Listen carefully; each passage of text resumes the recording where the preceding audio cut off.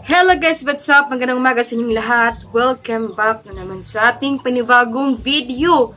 For today's video mga katropa, So ngayon, andito tayo ngayon sa Perez. So, tapos na ako sa lahat ng gawain ko sa bahay, pati sa pagluto, tapos na din. So for today's video mga katropa, i-ano ko muna sa inyo, i-reveal ko muna sa inyo yung dati ko pang ginagamit sa pagbablog na cellphone. So, i-share ko to sa inyo guys, itong aking cellphone na ito kasi very memorable ito guys na cellphone. Kaya i-share ko sa inyo ito ngayon, syempre para malaman nyo kung ano talaga yung ginagamit ko noon. Kung noon pa na hindi pa ako nakakabili ng tagta 20k na cellphone or salagang ganyan, no? So hindi pa ako nakabili ng ganyan na worth kasi nagsisimula pa lang tayo sa maliit pa na mga bagay. So, kasi nga, sa dami na nagko-comment doon sa mga vlog natin na medyo daw yung camera natin ay medyo malabo at hindi siya kaaya-ayang tingnan sa camera. Baga, napag-isipan ko na pag-isan mo na yung cellphone ko kahit gano'n yung mga comments sa mga tao. Kasi nga, ayaw ko talaga na bumili agad ng phone nang hindi pa ako nakapag-ipon ng pera. Kasi nga, sayang din naman yung pera ko dahil meron pa tayong pinaglalaanan na mas importante pa dyan sa cellphone. So, gayon guys, i-reveal ko na ito sa inyong harapan for today kung ano talaga yung ginagamit ko sa paninimula ko sa pag-vlogging kahit marami tayong mga maraming nagsasabi na yun na nga, yung cellphone natin ay hindi maganda yung quality ng camera. Pero bagamat ganun pa man guys, ay very memorable ito sa akin dahil nga, hindi naman sa pagmamayabang guys, dahil itong lahat ng phone na nabili ko ay sa paghihirap ko po ito, isa pa po, para mabili ko po to ng matagal. So ganun pa man, i-flex ko na sa inyo ngayon ang aking lumang phone, pero ano pa siya guys yung while I'm vlogging, last pa yung nakaraan pa lang, no. So ito siya guys. Ayan siya, i-flex. Y15 pala to guys, sorry. Vivo Y15 pala ito, hindi to 12, hindi to 11, no? So, Vivo Y15, nabili ko po ito sa, doon po sa mall. So, ito po yung sinasabi ko sa inyo na ginagamit ko po sa pag-vlog nung wala po tayong pambili ng cellphone. So, yung ginagamit ko ngayon sa harapan nyo guys, yung ginagamit ko na camera is, ang tawag dito ay Honor X9V5J. So, nabili ko ito guys ng almost 20,000. Ayan. So, nakalimutan ko na ilan na yung price niyan. Ito, nakalimut ko na. So, ito na yun guys, yung aking i-flex sa inyo. Ito po yung aking phone, Vivo Y15. So, kitang-kita na naman guys, super lumang-luma na ito ha. Talagang, ang luma-luma na ito guys. Pero, pagkabili ko sa cellphone ng Honor guys, ay ginamit ito ni Batang Pasaway, itong phone na ito, hiniram sa akin dahil ginagamit din niya for editing. So, marami talagang memories itong phone na ito guys. Marami tayong mga baga dito sa loob ng phone. At itong phone din, baga memorable to sa amin dahil nga dito kami nagsisimula sa lahat guys. Nung hindi pa nakapagsahod din si Batang Pasaway, dito siya nag-i-edit ng mga vlogging at dito din ako nagpa-vlog noon nung wala pa akong cellphone hindi pa ako nakabili ng phone na ganito guys ha. So, if i-flex ko sa inyo yung phone natin na Vivo Y15 pero guys, sobrang matagal na pero super solid po talaga ng brand ng Vivo dahil nga matagal maglobat at bukod pa dyan ay maganda po yung quality ng Vivo guys kahit gusto nyo lang for not vlogging or pang ano lang siya guys. Pero okay naman din yung quality ng camera. Kaso lang talaga for vlogging kasi need ka kasi ng magaganda yung quality ng phone para yung pagkuha ng video ay maganda. Pero ito guys, okay din naman ito yung camera. Kaso lang talagang nagbili tayo ng phone kasi nga kailangan nating pag-ipunan yung ganito, yung cellphone ko na nagamit ko ngayon for today. So, kailangan ko siya pag-ipunan dahil nga for vlogging.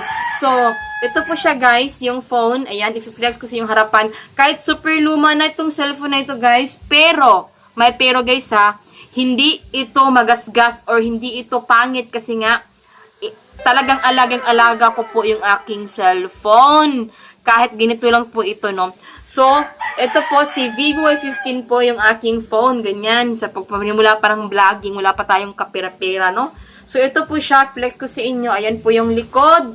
So, Vivo talaga siya guys. Yung camera niya ay isa, tapos dalawang, flash tsaka lights dito sa taas. So, kahit ganito lang to guys, may fingerprint din ito dito. Pero napaka-value po itong phone na ito dahil dito lahat nagsisimula ang mga pag-vlog namin, no. So, si Batang Pasaway, dito din siya nagkaroon ng sahod agad-agad dahil dito. Swerte itong phone na ito, guys, dahil, ni Batang Pasaway dito, guys, ginawa niyang editor to. At dito siya nag-upload. Noon pa, hindi pa din siya nakabili ng cellphone. So, ayun, value talaga to kasi nga, madali siyang monetize sa kanyang page, guys. So, congratulations sa Batang Pasaway dahil nga, talaga siya, guys, kasi pinag-anahan niya talaga to, pinagtiyagaan, pero bagamat ganun pa man, guys, ay very important ito sa akin. Kaya nga, napaisip ako, guys, kung gagamitin ko ito para din naman, magkaroon din ako ng pang-editor, kung wari mag-edit ako ng mga vlog sa aming Trupang Probinsyana at syempre sa page, sa YouTube channel ko na, yung rakiterang probinsyanang rakiter, no? So yun, magagamit ko pa din ito, guys, kahit paano kung ano magla-live tayo, tapos yung isa is pang shout out, ganun, magagamit pa din ito, guys, kaya hindi ko ito binabaliwala, inaalagaan ko pa din ito at nga napaisipan kong bilihan ito yung cover case para naman ma-safety siya. So ganito siya, guys, napakaganda ng Vivo, guys, promise. Ito yung phone ko simulat sa full. Ayan siya, guys, so Vivo. Ayan, so kitang-kita nyo naman yung profile picture ni Batang Pasaway dyan. So, ayan siya, guys. So, napaka-value itong phone na ito, guys. Super maganda ito. Talagang nagustuhan ko sa cellphone na ito, guys, kasi nga, matagal siya mag-load. At alam niyo naman, mga users na mga Vivo dyan na phone, no?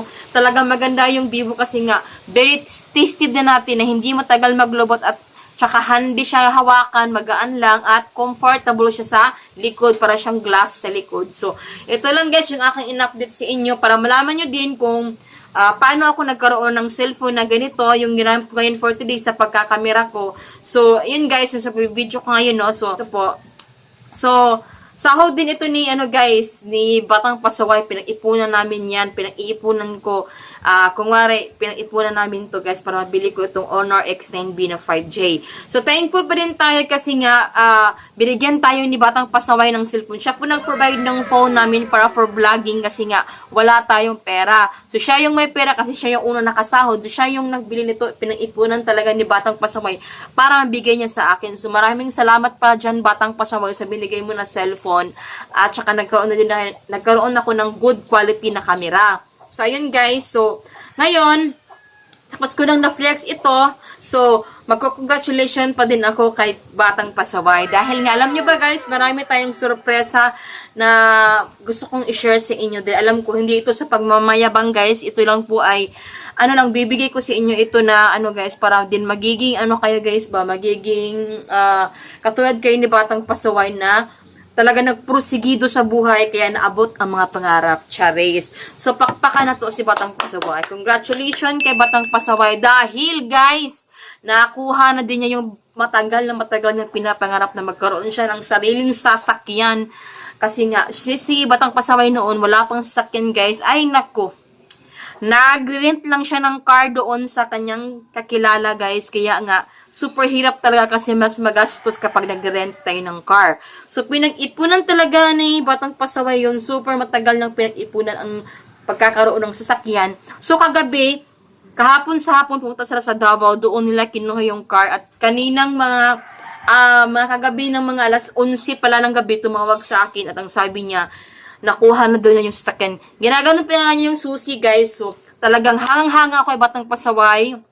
Kasi nga, abot talaga yun yung mga pangarap niya. So, lahat talaga ay walang imposible, guys. Dahil kung magporsigido ka lang sa buhay, mangarap, wala talagang imposible. Kaya, ako sa inyo, guys.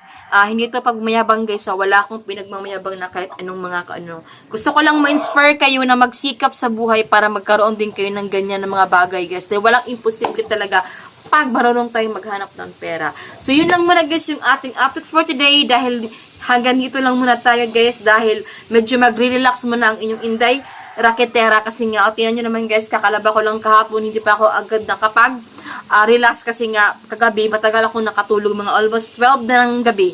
So, yun lang muna, guys, yung ating update for today. Hopefully, don't forget to subscribe sa ating bagong YouTube channel na Probinsyana ng Raketera at keep naman sa ating page na Trupang Probinsyana. So, yun lang muna, guys, yung ating update at ingat kayo lagi dyan sa bahay nyo at huwag kalimutan uminom ng tubig. Bye!